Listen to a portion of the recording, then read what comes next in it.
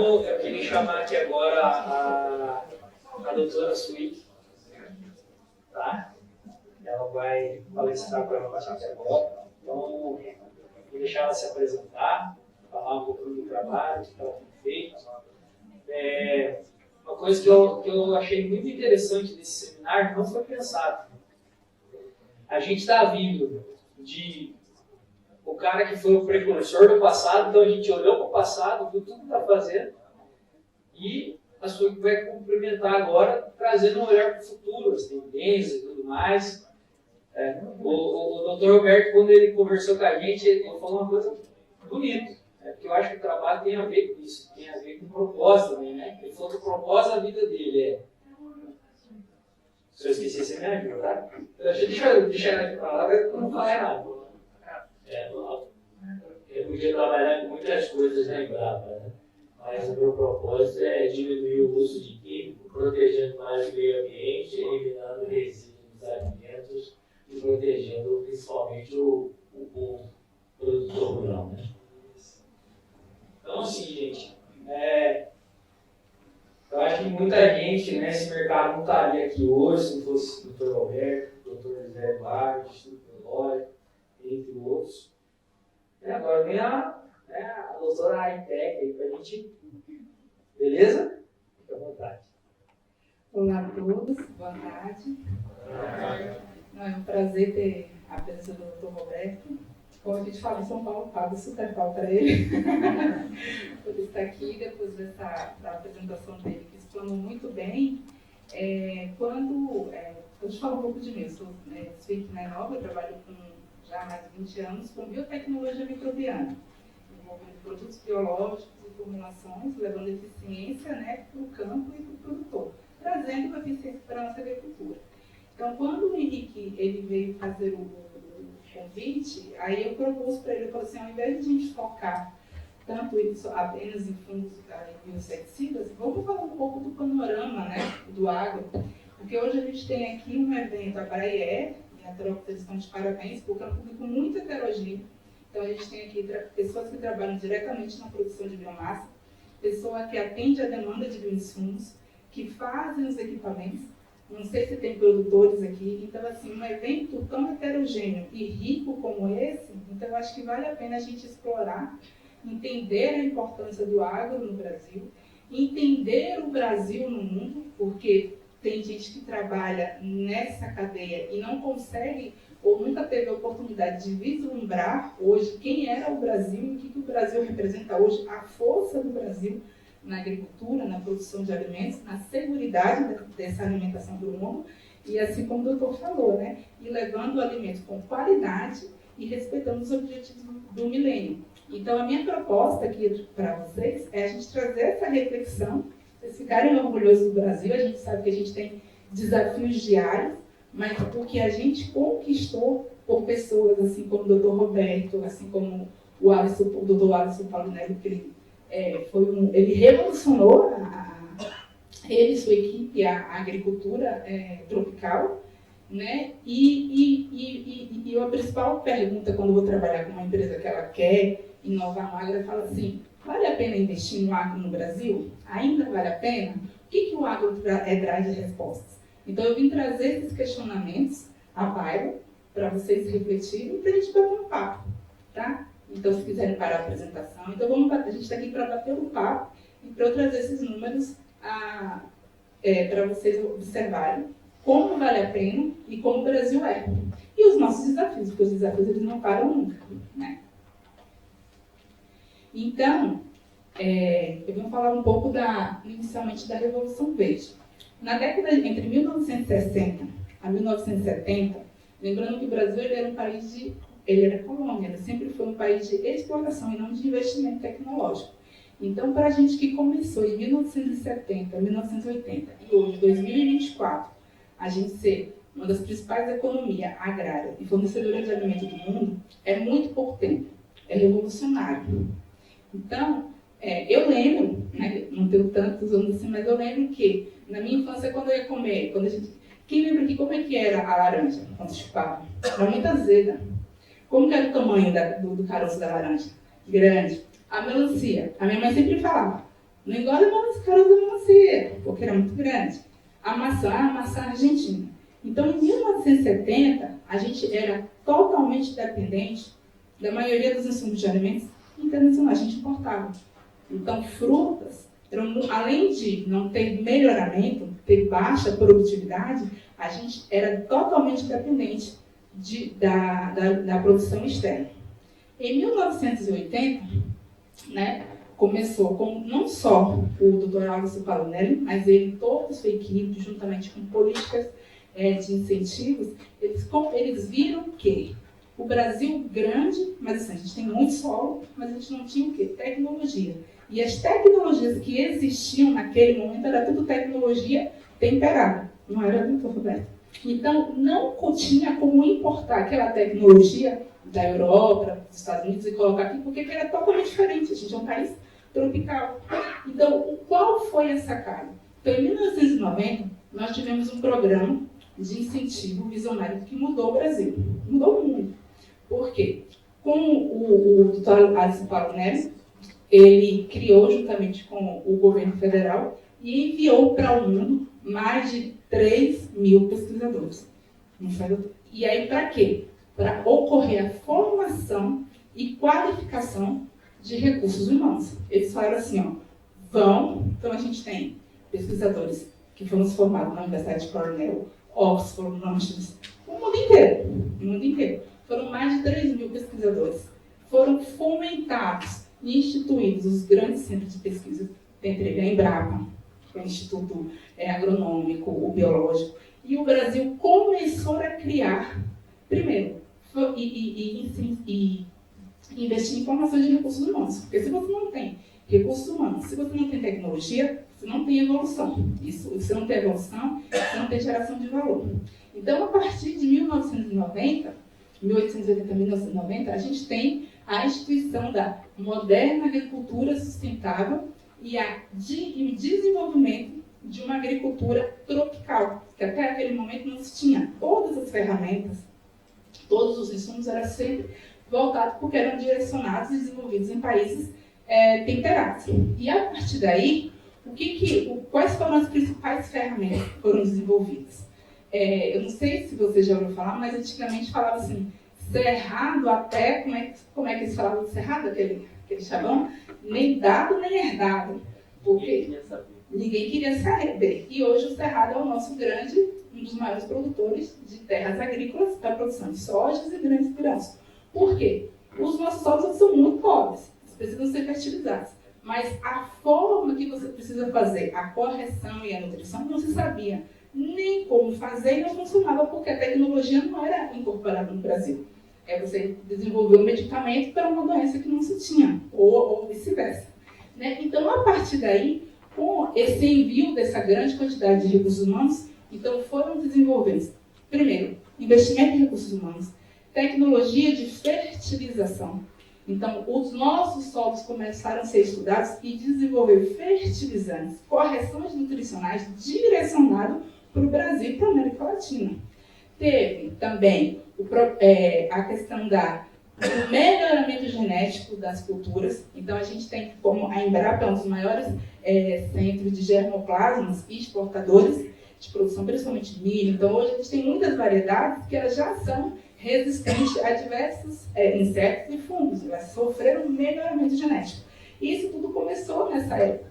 Então, a gente começou a melhorar a tecnologia. Hoje você tem o input do melhoramento, você tem várias variedades que elas são ou resistentes a estresse hídrico, ou resistentes a algum tipo de inseto, ou de um fungo. E tudo isso foi decorrente a partir dessa época. E, consequentemente, também teve um dos primeiros projetos, também desenvolvido pela Embrapa, que foi o uso de bactérias.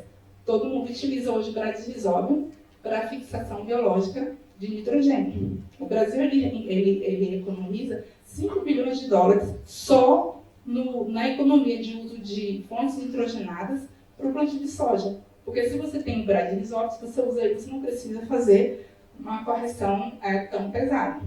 E também outras linhagens. Então, a partir daí, assim, foi uma revolução. Né? Então, em 1990, nós tivemos essas implementações. De 1990 a 1980, tiveram a volta desses pesquisadores, a implementação e a parlamentização dos grandes centros e, consequentemente, a gente começou a mudar. Então, se você vê, não é uma atitude isolada, e sim é toda uma política envolvida, várias cadeias. Então, você teve melhoramento de solo, melhoramento de variedade das culturas, melhoramento dos insumos, começo de uso dos bioinsumos como ferramenta comercial, porque, assim, os fungos biopatogênicos sempre tiveram aí, mas como ferramenta comercial, para colocar no controle em campo, não se sabia, não se tinha como se formulava, como crescia, como produzia isso em laboratório. Então, assim, esses grandes centros, o Brasil tem uma dívida imensa, como o doutor Roberto falou, são 43 anos? 43 anos. Eu ainda não era. Não tinha. Mas, assim, então, eu brinco que eles foram os pioneiros, não só o doutor Roberto, assim como todos aqueles outros, eles foram pioneiros.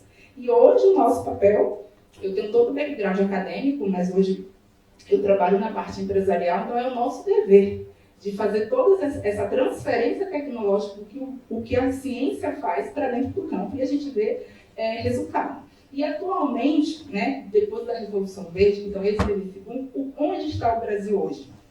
Então hoje o Brasil, de cada 5 pratos de comida consumido no mundo, um é fornecido por um produto ou um suprido produto do Brasil.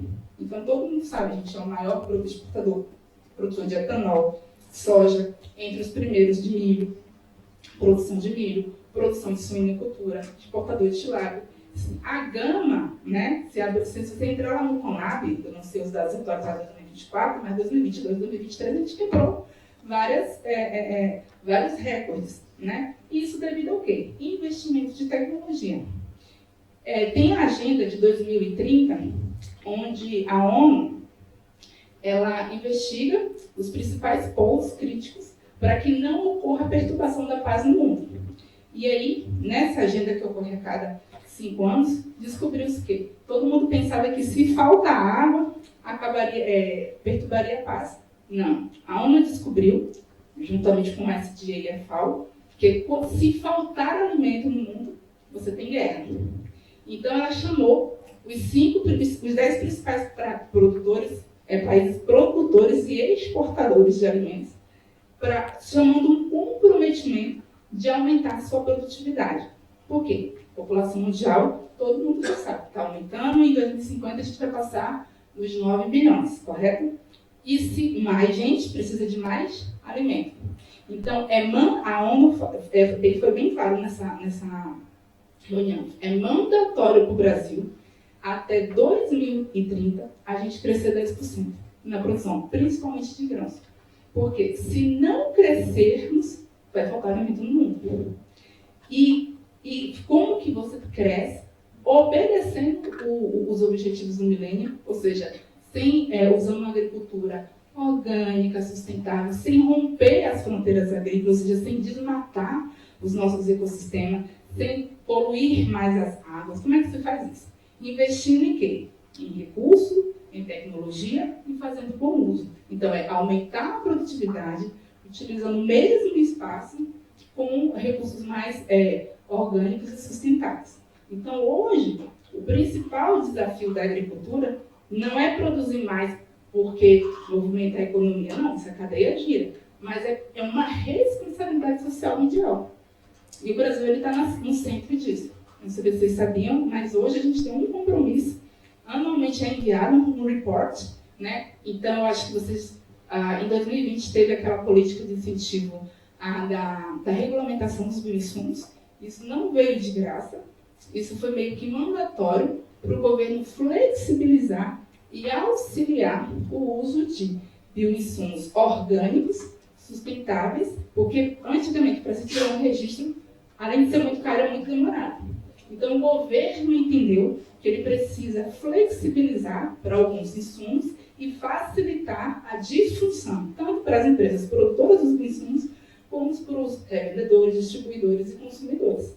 Então, hoje nós temos várias políticas de incentivo para facilitar toda essa cadeia, senão a gente não consegue chegar lá. Então, cada etapa e cada pessoa que faz parte dessa cadeia, seja dos produtores de bioinsumos, dos produtores de fertilizantes, dos produtores de sementes, dos bancos de germoplasma, de vocês fornecedores que auxiliam na melhoria e eficiência desses produtos para venda em campo, dos formuladores, todo mundo tem uma contribuição direta e indireta. E se eu preciso crescer, se o país precisa crescer até 2030, 10%, o agro vai crescer ou não? O mercado vai aumentar ou não? Então, é mandatório que aumente. A gente teve uma quebra de safra esse ano por vários fatores externos, mas não vai parar. São os desafios, a gente vai conseguir superar. Mas assim, eu invisto ou eu paro? Eu saio dessa área ou não saio? Então, assim, aqui é só uma perspectiva e uma estimativa de que o agro ele vai continuar, ele precisa continuar, porque é uma responsabilidade social mundial. Né? E hoje, quais são... eu gosto de falar que a gente não tem problema. Né? Eu falo que a gente tem desafio. Os desafios, eles estão aí para serem superados.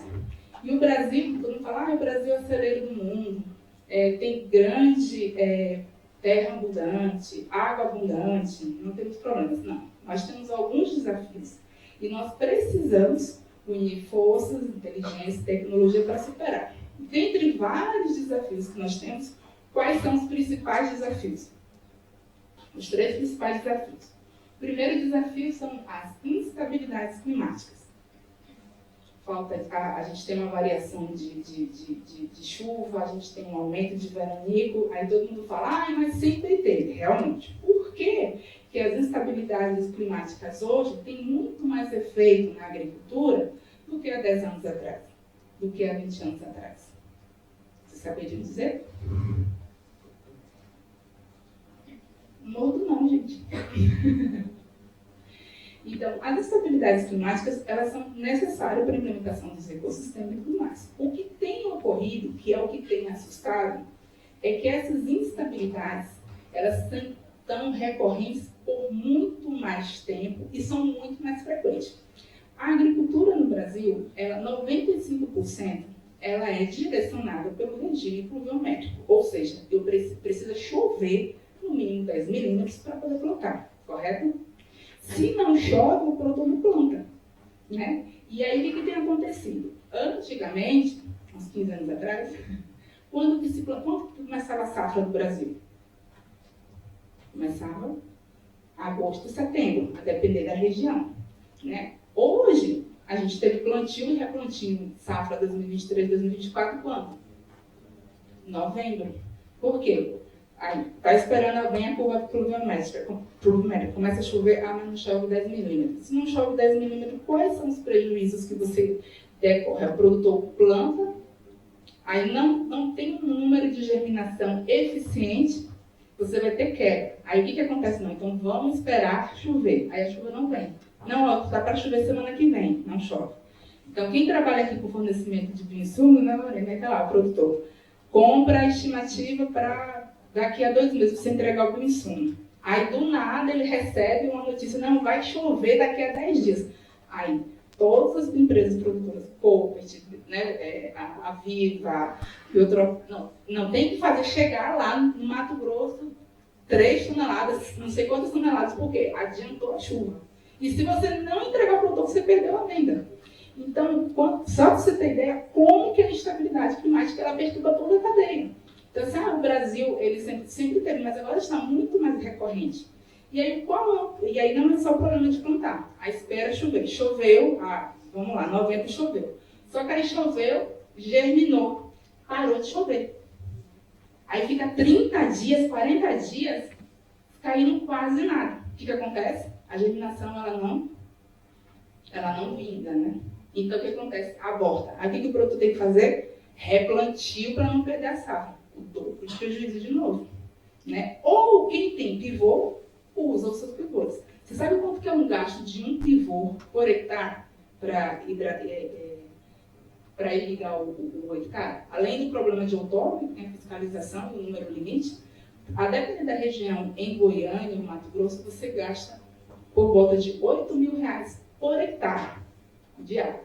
Então, hoje, a nossa agricultura é feita por 75% constituída de pequenos e médios produtores.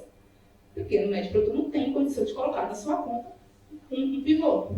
Então, só o grande produtor. Então, o que a gente tem que fazer? Opa, o que eu preciso? E como resolver o problema das instabilidades climáticas? E a instabilidade climática não é só falta d'água. Aí você tem a falta d'água, você tem o aumento exacerbado de temperatura no solo, aí você tem uma evaporação da água do solo, você tem uma diminuição da quantidade catiônica, porque os materiais eles não vão estar solúveis, eles vão ficar insolúveis. Você tem um aumento do quê? Da quantidade de sal, porque o fertilizante que a gente coloca ali é a base de sal.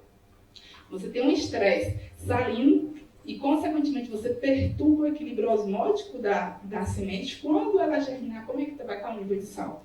Então, toda a correção que o produtor fez, quando você tem esses períodos de veranicos, ou seja, essas secas, fora de época, você perturba.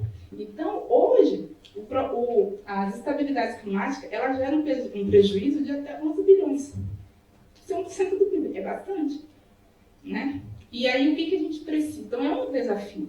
A gente precisa utilizar de infraestrutura e de tecnologia para auxiliar não só o produtor, toda a cadeia. Porque aí quem produz bioinsumos precisa entregar um tempo ágil, precisa entregar bioinsumos, seja produtos biológicos, seja químicos ou orgânicos,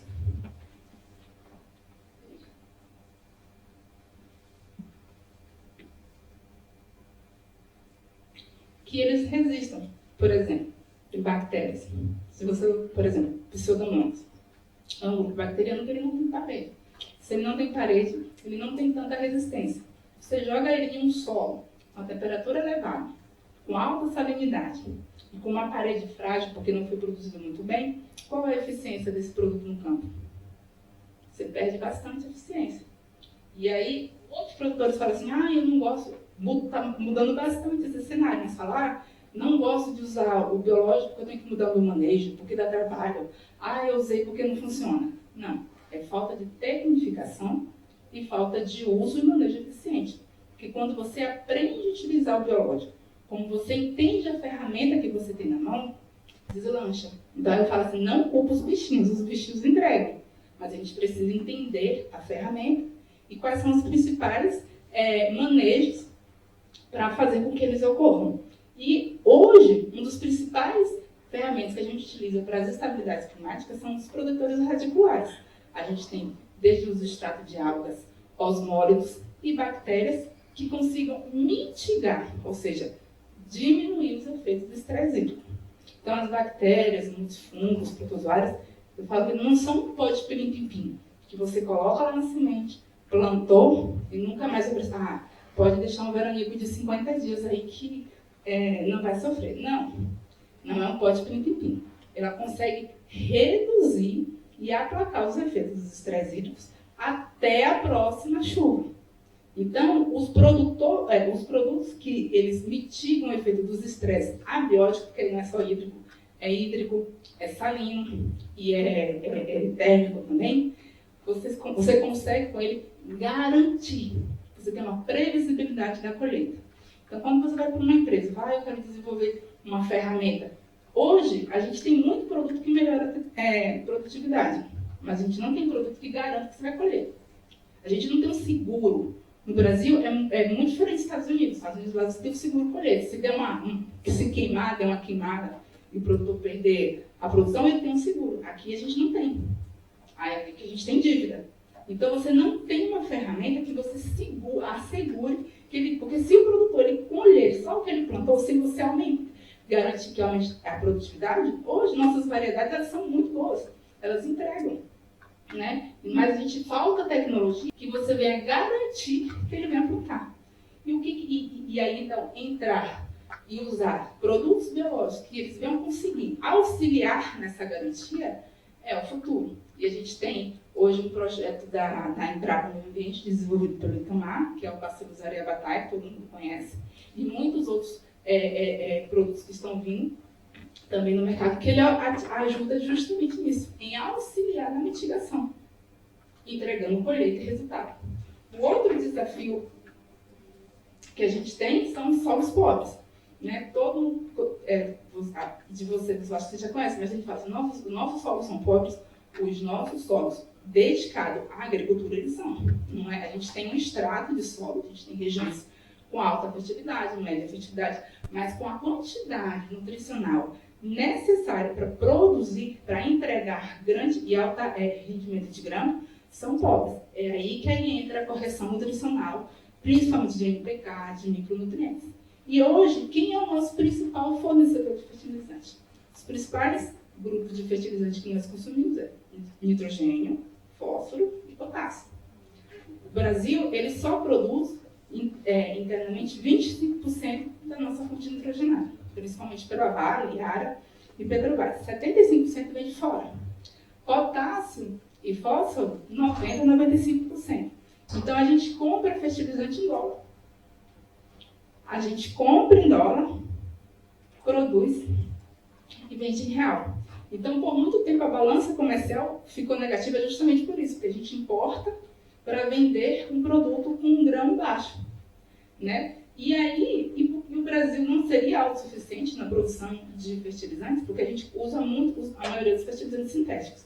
Então, hoje, se tem muitas fontes de fertilizantes orgânicos, né, de exploração nacional, a gente não vai conseguir suprir toda a necessidade, porque é absurda. Mas se você consegue incorporar tecnologias, fertilizantes orgânicos e nacionais, você consegue, consequentemente, não só melhorar a sua biologia do solo, a recuperação daquele solo, como também você diminui custos. Se você diminui custos, você melhora ganho para o produtor, né? Um outro desafio é a questão da praga, né? Então, a gente tem muito problema de praga.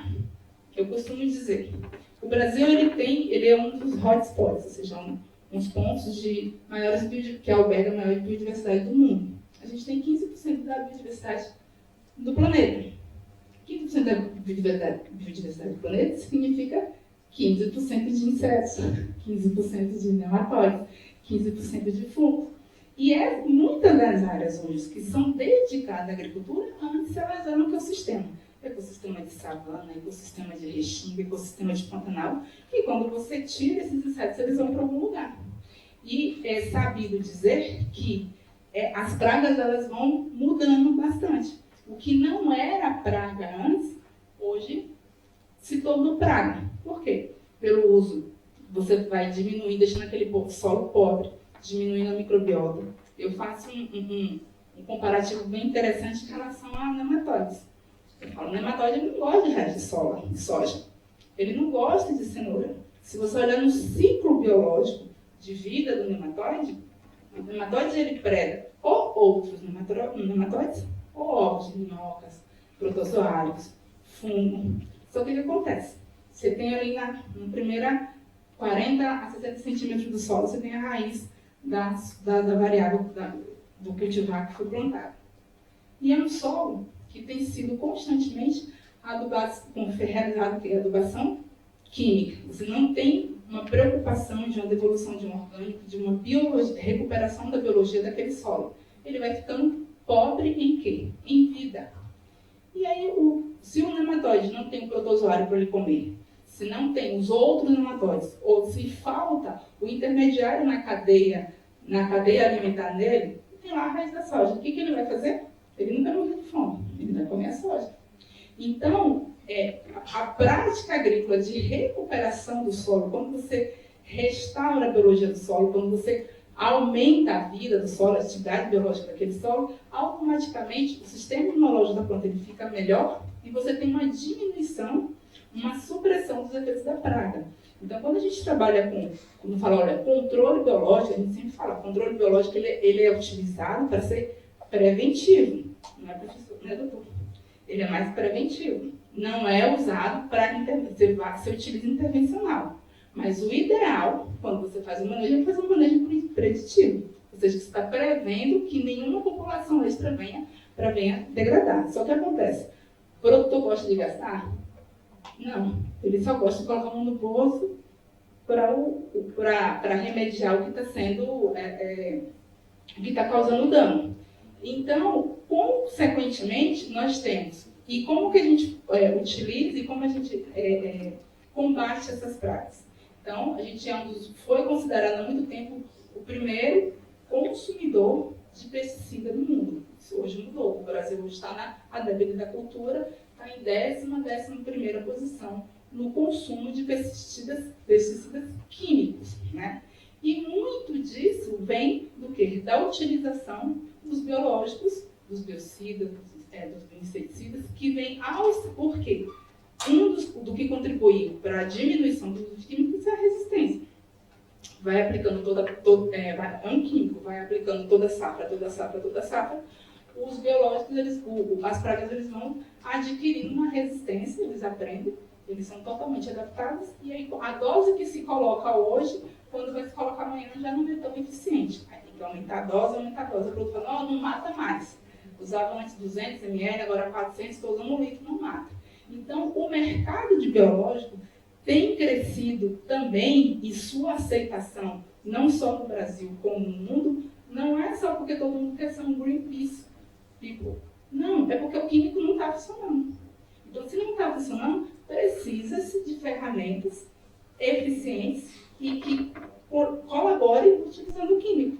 Por isso que o biológico tem uma resposta muito efetiva, porque dá, e aí você tem esse investimento em manejo de aplicação, tecnificação dos agrônomos, dos produtores, do uso e também na eficiência da produção do produto dentro da fábrica. E, consequentemente, você tem resultado. Então, a gente está num boom de uso de biológicos justamente por isso, porque todo mundo uniu forças e viu que o químico só ele não vai conseguir controlar. Né? E tem coisa que ele não controla. Então, hoje a gente tem um mercado muito mais aberto do que há 15, 20 anos atrás, né? Por conta da tecnificação e de todo o mercado que está se abrindo. Então, fazendo, né, uma explanação de tudo isso, então nós temos grandes desafios, mas são desafios superáveis. Isso.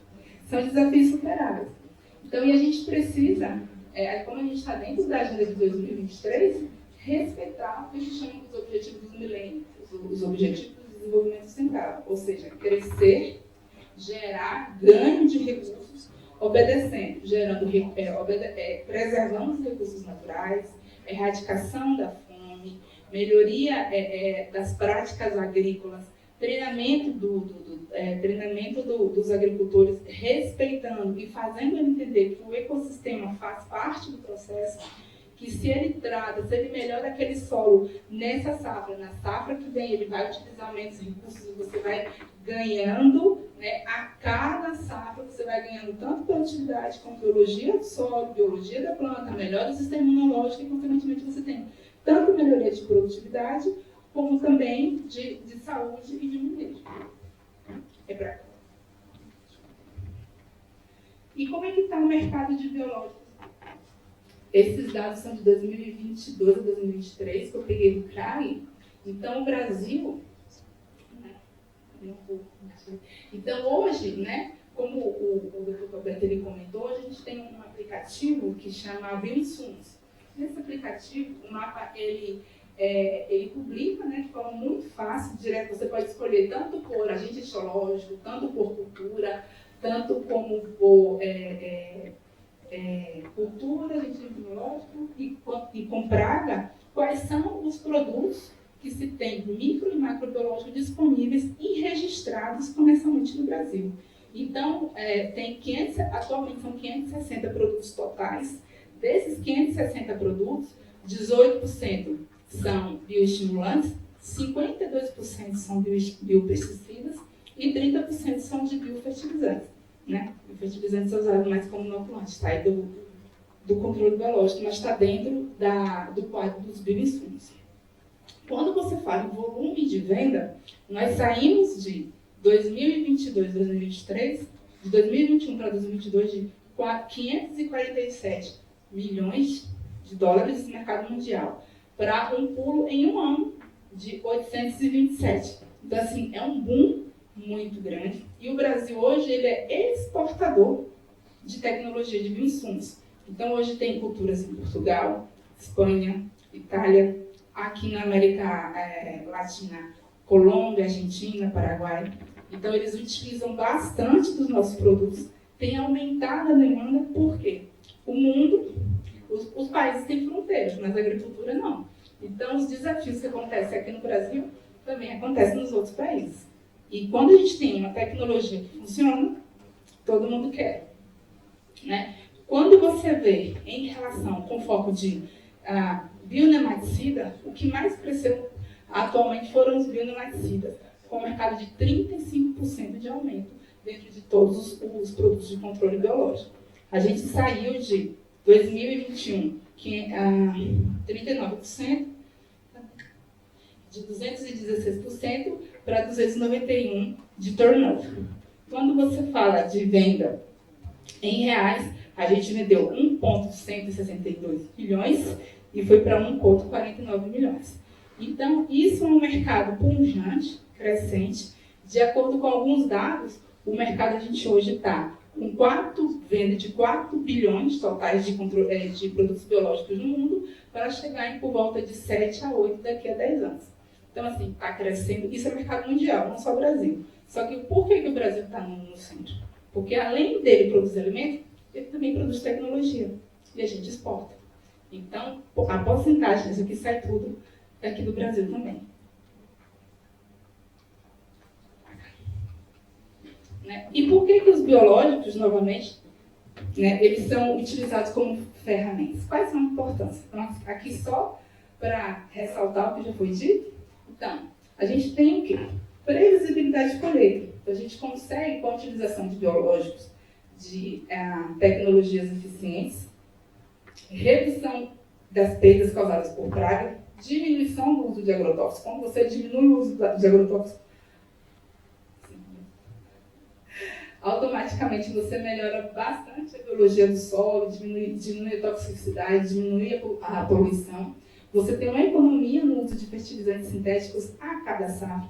Lembrando que aí o comercial gosta. Nossa, se eu colocar o azospirina ou o bacillus liquiniformes, que é um solubilizador, quantos por cento do meu produto, do fertilizante o produtor vai tirar? Não vai tirar nada, porque os micro-organismos, eles são um facilitador, ele assimila, ele não é o nitrogênio, ele não é o fósforo, né? Mas se você usar ele a cada safra, paulatinamente você vai recuperar, melhorar a disponibilidade de solo e, consequentemente, você reduz o número de fertilizantes.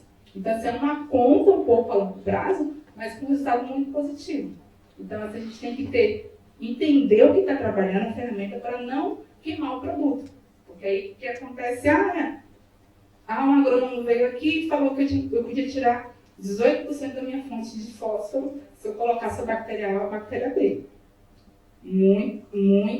Tem que ter muito cuidado, porque essa recomendação, quando você coloca no plante ele é o assimilador, tem que ser ele é o dente. É ele que vai degradar e deixar disponível a sua fonte. Ele não é a fonte, ele não é o alimento. Então, muito cuidado. E, consequentemente, o aumento da produtividade a cada safra. Né? E quando a gente fala de produtos biológicos, quando você fala de eficiência de produto, de eficiência de campo, essa eficiência ela é construída, assim como o doutor Roberto falou, na produção, no início. Porque você precisa de uma cepa forte, com uma parede muito boa, com a virulência ativa. Por quê? Quando você pega um produto e você joga ele ou por via foliar ou no solo, no suco de plantio, o que ele encontra no ambiente? Então, a primeira coisa, existe um efeito que chama sistema de tamponamento, tanto na filosfera, que é na região da folha, como no solo, na região que fica onde você vai aplicar no solo. O que acontece? O que é esse sistema de tamponamento? Se tem uma folha, então na folha, macroscopicamente você olha só a folha, você vê a gordura e tal, mas quando você vê microscopicamente, existe uma microbiota filosférica já implementada ali. Então você já tem um grupo de micro-organismos. Quando você joga uma bactéria ou um fungo, ou seu patógeno nesse ambiente, primeiro, ele tem que ter a capacidade de se fixar. Ou seja, ele vai ter contato com outros, então ele tem moléculas fluorescentes, vai ter enzimas, vai ter a resposta, que a gente chama que é do estresse oxidativo da própria planta, porque a planta interpreta inicialmente ele como um patógeno. Tem ali, qual é o outro efeito? Tem os efeitos abióticos e os efeitos bióticos. Os efeitos abióticos, quando você joga um biológico aqui na folha, que ele vai encontrar aqui. Ele tem uma alta incidência de radiação UV. Então, no manejo de aplicação de biológicos, a gente sempre recomenda, principalmente da região do Mato Piba, da região Nordeste, aplicar depois de que horas? Depois das 15 horas. Por quê? Embora o produto ele pode ter na sua formulação um protetor de UV, mas por conta da alta incidência de UV A, B e C, você degrada bastante, você diminui muito a eficiência de germinação daquele bicho. Então, quando você aplica esse produto depois das 15 horas, primeiro, você vai ter uma temperatura melhor, você vai ter um estresse de dissecação menor e a radiação ela não vai ser tão danosa. Então, você tem que, quando você joga o micro-organismo nessa folha, na folha, que é na região foliar, então, primeiro, ele tem que suportar e superar os fatores abióticos. Ou seja, ele tem que ser resistente à radiação UV, resistente ao estresse hídrico, resistente à elevada temperatura. E os fatores bióticos, ou seja, ele tem que germinar em um ambiente que já está totalmente colonizado por uma microbiota específica daquela folha. Você tem a bomba oxidativa, ou seja, quando a planta entende um novo micro-organismo, ela faz, será que é um patógeno? O que ela faz? É o sistema de defesa dela, né? Ela emite radicais livres, enzimas para falar assim, aqui você não vai estabelecer. Além disso, você tem também outros fatores de quorum sense, de inibição, de metabólito secundário. Então, quando você joga um biológico numa folha, todos esses fatores aqui eles têm que ser avaliados. Então, você tem que ter uma ferramenta muito boa, você tem que dar mecanismo que ele venha conseguir estabelecer para entregar o produto que você quer. Porque primeiro ele vai colar na folha. Quando o inseto vir e sentar aqui, aí ele vai reconhecer, grudar no inseto, emitir os apressórios, germinar. Mas para ele fazer isso, ele tem que conseguir resistir a essas condições ambientais. Quando você fala de produtos biológicos que você joga no solo, o sistema de tamponamento do solo é pior. Porque o solo, pegar solo, ele é levemente acidificado, a depender da região. Então, você tem os abióticos, você tem dissecação, você tem uma baixa disponibilidade de água.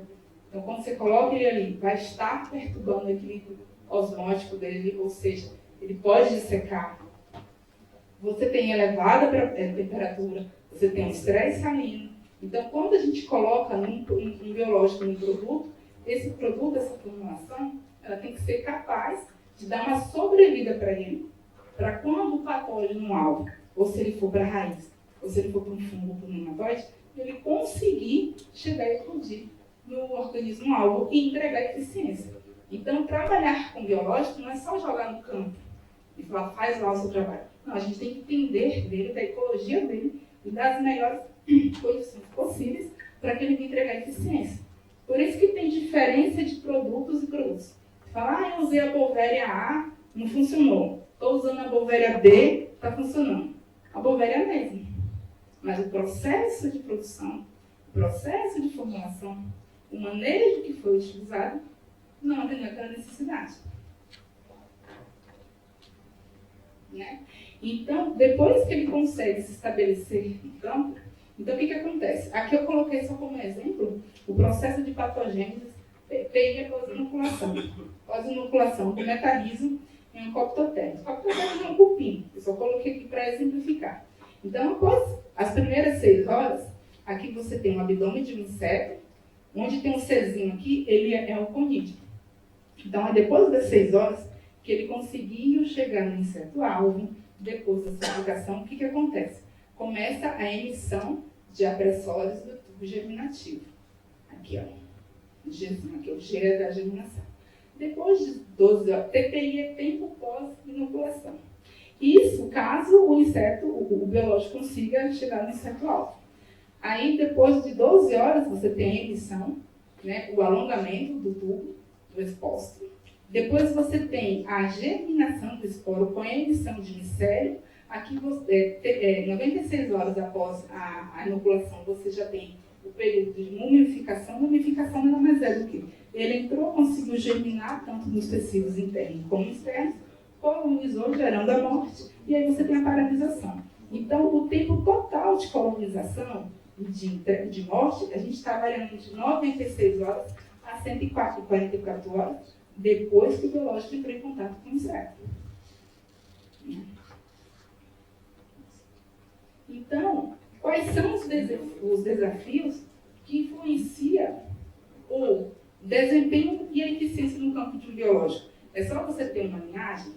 Não. Aqui eu situei para vocês 4 pilares. Assim como o doutor Roberto ele falou, eu só vou ressaltar. Então, primeiro, você tem que ter um controle matricial, um controle parental, que a linhagem que você está utilizando não é um clone. Ela alberga tanto DNA genético como plasmidial, muitas características que a gente vê em campo de produção de enzimas, quitinase e tudo mais, é derivado do DNA plasmidial e não do DNA genômico. E se você não tem um controle da sua matriz, ou seja, se você não ficar... O que é um controle matricial? Você tem um inóculo lá que você repica 20 vezes. E você está, além de domesticando ele, porque ele está crescendo no meio de cultura, sem estresse nenhum, ele fala, por que eu vou ficar estressando minha selvageria? Por que eu vou ficar desenvolvendo todos os meus... peraí, só eu estou crescendo no fundo. Então, o fundo ele é esperto, a bactéria é esperta. Então, ele só vai desencadear e produzir seus metabólicos secundários, todo o seu arcabouço de virulência, quando necessário. Então, se você não tem um controle matricial, um controle parental de geração, você pode estar produzindo e levando para campo uma matriz, um produto com baixa ineficiência. Por quê? Porque você não teve esse controle inicial. Outro, processo produtivo, escalável. Então, o controle de qualidade em todo o processo do pré-inóculo, inóculo 1, se ele está contaminado, se é a sua linhagem alvo, se tem bactéria, se não tem bactéria, se o controle gestacional e matricial foi feito corretamente, o controle, o processo de produção, está utilizando um arroz de qualidade, porque isso vai influenciar.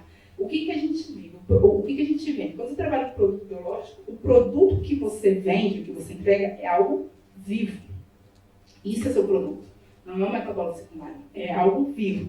Então eu preciso entregar ele na melhor performance possível.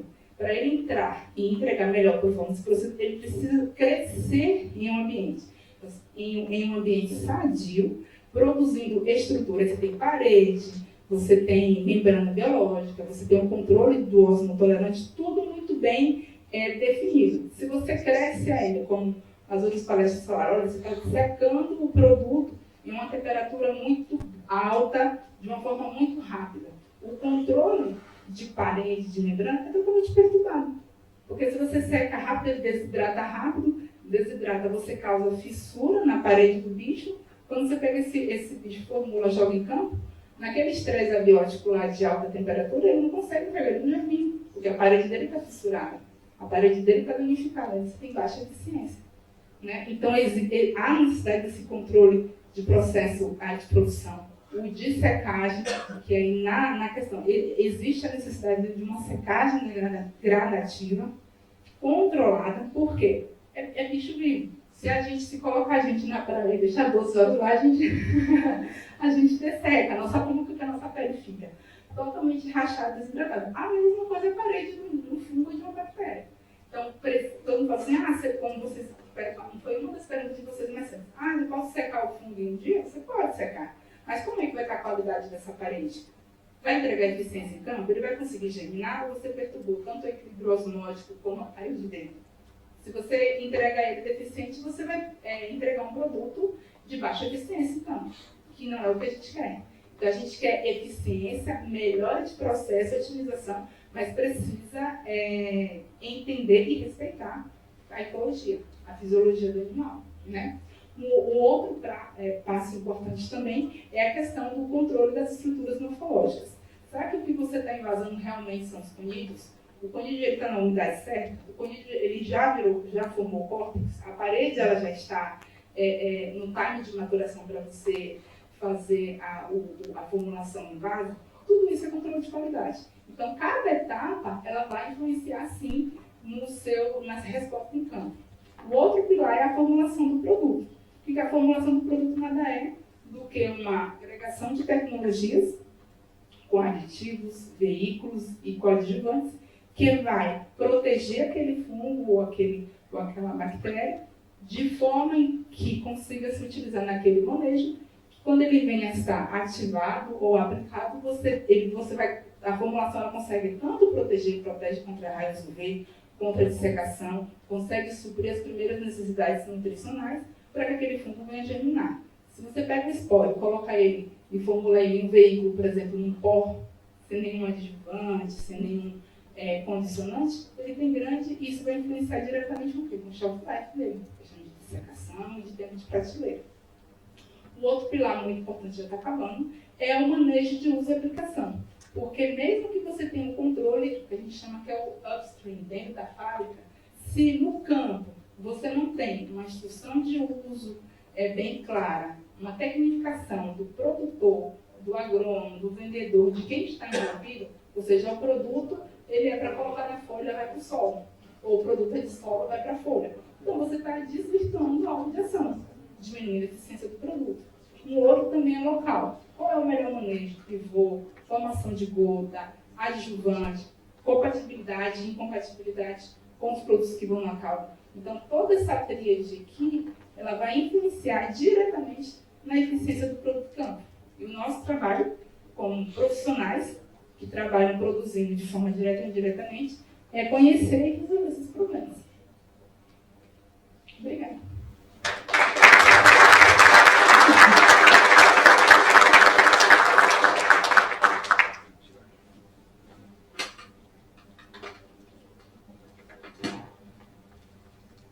Alguém quer fazer alguma pergunta? Vamos lá, gente. Todo dia que você para para ouvir ela, pessoa que, Forbes, mais, é tua hora, entendeu? Depois é cobrado, hoje é de graça.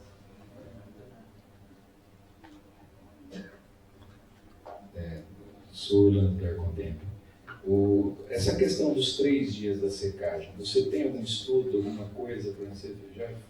Tem algum processo assim que fez com 2 dias, que fez com 1, que fez com 4, que fez com 5? Entendeu? Eu tenho. Para isso? Eu tenho. Então é a próxima, não dá não. É a próxima. Você está falando, não, você 3 dias é um tal, é 3 dias que é o bom? É 2, né? Na verdade, não é E que para assim, aqui?